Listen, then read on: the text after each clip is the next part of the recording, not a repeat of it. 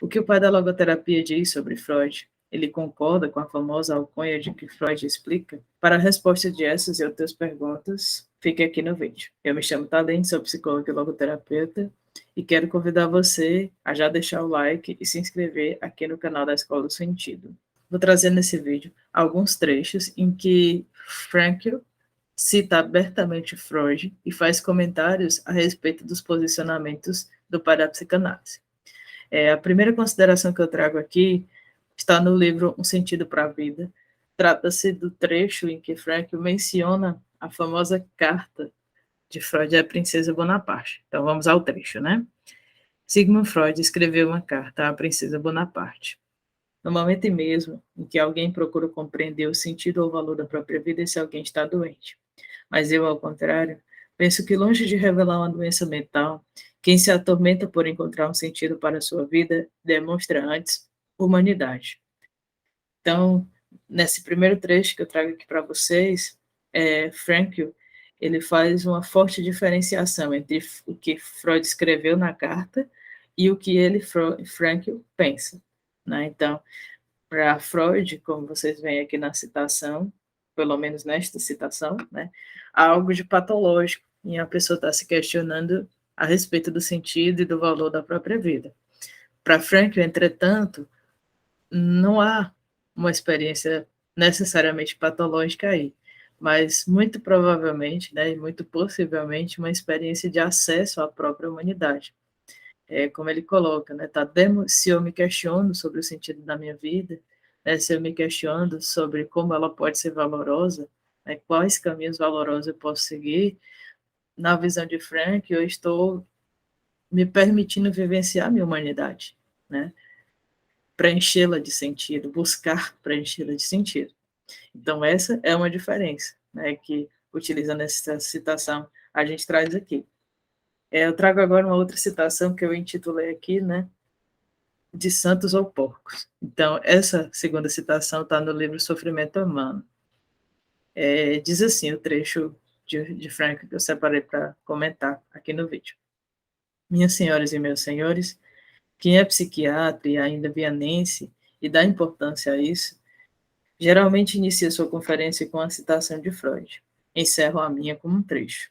Experimentaram expor um regime de fome, um número bastante heterogêneo de pessoas.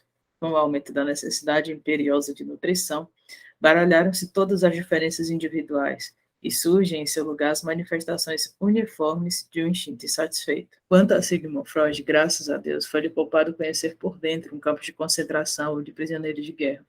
Seus pacientes esticavam-se em um divã confortável no estilo McCarthy, na moda de sua época, uma época de cultura de pelúcia. E não de Auschwitz e de Stalingrado. Mas aí não se baralharam as diferenças, aí se acentuaram. As pessoas diferenciavam-se, aí desmascaravam-se, aí se revelavam os canalhas e os santos. Nessa segunda citação, você vê até que Frankl traz uma crítica humorada, né, com certa ironia com relação a Freud, mas demarcando a diferença de visões. Né? O escrito de Freud traz considerações dele, entendendo que diante de privações, de restrições fortes, né, de um contexto muito limitado, os seres humanos eles se igualariam na busca pela sobrevivência. Então todos, cada um buscaria a própria sobrevivência. No movimento talvez individualista, talvez egoísta, mas buscando manter inicialmente, em primeiro lugar, a própria integridade. Né? E foi isso que Freud escreveu e considerou, né, a partir da leitura que ele tinha de psiquismo, mas não foi isso que Frankl viu, né, na sua experiência nos campos de concentração. E ele retrata aqui nesse trecho, né, ele diz, ali, né, o que se viu, o que ele viu, foi que muito longe de se baralhar, de ficar todo mundo igual, as diferenças se acentuaram, de forma que as pessoas mostraram suas diferenças. Então, né, o Frank usa essas palavras fortes, se desmascararam os canalhas e se evidenciaram, se revelaram os santos. Né? Então, foi possível para algumas pessoas mostrar sua face mais mais cínica, mais individualista, mais egoísta, enquanto para outras, por uma decisão pessoal, por um posicionamento pessoal, foi possível revelar, né, o grau de altruísmo, né, de consideração e compaixão pelo outro que eles vivenciavam, né? Em outras palavras, expressar a sua humanidade. Então, há sim essa diferença, né? Para Frankl, a consideração de Freud acabou não sendo válida na experiência, né? O que se mostrou na experiência, portanto, foi o oposto disso que Freud imaginava, não é? Eu vou aproveitar que eu trouxe esse trecho do sofrimento humano e avançar algumas linhas diante da parte que eu tinha parado, para deixar com vocês aqui nesse vídeo uma frase muito impactante de Frankl, que vem desses desdobramentos das considerações que ele estava fazendo. O mundo vai de mal a pior, mas irá muito pior se cada um não fizer o que pode. Então, eu queria deixar essa reflexão com vocês. É uma frase legal, impactante, para que a gente questione a nossa própria vida, nossa própria experiência, os nossos posicionamentos, né? A constatação de que o mundo passa por desafios, por dificuldades, exige de nós um posicionamento, né? E o que é que nós vamos fazer diante dele?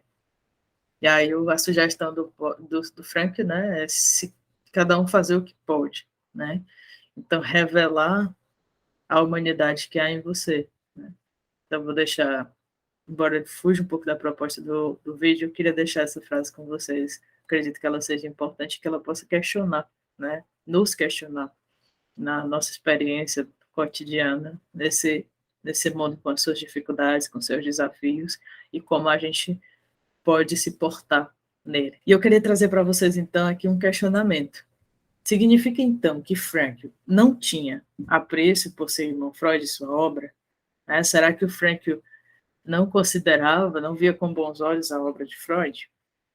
E aí eu vou trazer aqui duas citações para a gente responder juntos a essa pergunta, né? A primeira citação vem do livro Psicoterapia e Sentido da Vida. Tem essa figura do anão nos ombros do gigante. Não é uma figura que ele traz só nesse livro, tem outros, vocês vão encontrar em outras obras, mas eu fiz um destaque para essa, tá bom? Quem poderia falar de psicoterapia sem mencionar Freud e Adler? E, em se tratando de psicoterapia, quem poderia deixar de partir da psicanálise e da psicologia individual, para depois e sempre se lhes referir? A obra de seus criadores impõe-se ao nosso pensamento na história da psicoterapia, sem que dela possamos prescindir. Ainda que se trate de ultrapassar os princípios da psicanálise e da psicologia individual, continua válida sua doutrina como base das investigações. Stecker exprimiu uma vez belamente os termos do problema, quando, ao referir-se à sua posição a respeito de Freud, imaginou um anão que, encarripitado aos ombros de um gigante, podia ver mais e mais longe do que o próprio gigante.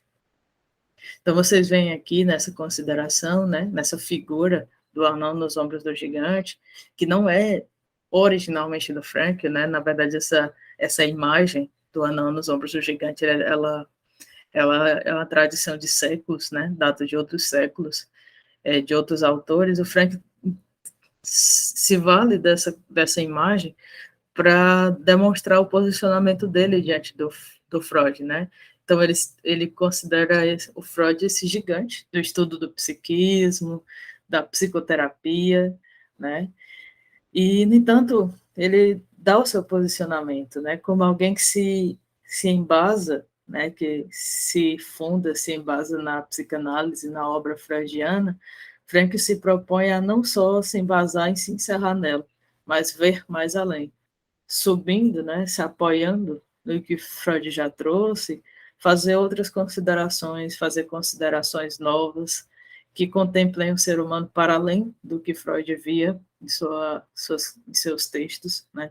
Então é assim que Frankl se vê, né, como esse humilde, como essa pessoa que humildemente contribui para somar, mas que de nenhum modo nega as bases, de que de nenhum modo nega os seus precursores, né? E eu trago essa outra citação aqui, que eu estou chamando de cadeira vazia. Ela está no livro Vontade de Sentido, e acho que ela também demarca muito bem o posicionamento de Frankl, né? Então vamos a ela. De certo modo, no entanto, a psicanálise é insubstituível, e o lugar ainda reservado a Freud na história da psicoterapia me lembra de uma história que se conta na mais antiga sinagoga do mundo, a de Altneu, em Praga. Quando o guia mostra aos visitantes o interior do prédio medieval, ele conta que o assento que fora ocupado pelo famoso rabino Lowell nunca chegou a ser assumido por qualquer um de seus seguidores. Outro lugar fora reservado para seus sucessores, pois o rabino Lowell jamais seria substituído. Por séculos, a ninguém foi permitido tomar o seu lugar. A cadeira de Freud deve, da mesma forma, permanecer vazia. Né? E é aqui você vê a reverência, né? O respeito que Frankl tem pela obra de Freud, nesse quadro das psicoterapias. Né? Então, assim, como essa contribuição inigualável, né? De extremo valor que Freud tem, né? Com a psicanálise. Então, concluindo esse vídeo, eu queria demarcar com vocês aqui, né, os fortes posicionamentos de Frankl, né, a favor do sentido da vida, a favor do posicionamento livre das pessoas, das diferenças de posicionamentos, que as pessoas não se igualam nas necessidades, mas que nas necessidades elas se mostram a partir das decisões que elas tomam, dos posicionamentos que elas exprimem. Né? Queria também deixar colocado aqui com vocês, né, demarcar os contextos diferentes, né? Principalmente na citação lá dos Santos Sopóricos, vocês viram, né, como Freud e Frankl, eles têm experiências, vivências muito diferentes, né? Então, o Frankl, ele tem um caminho de vivenciar a experiência nua e crua nos campos de concentração, que você pode conferir a narração e a descrição dele no livro Em Busca de Sentido. Queria colocar também, o Frankl não nega, né, as considerações, as construções inigualáveis, insubstituíveis de Freud para a psicoterapia, a partir da psicanálise, por que não dizer para a humanidade, né? Mas, por outro lado, também não se furta em superá-las.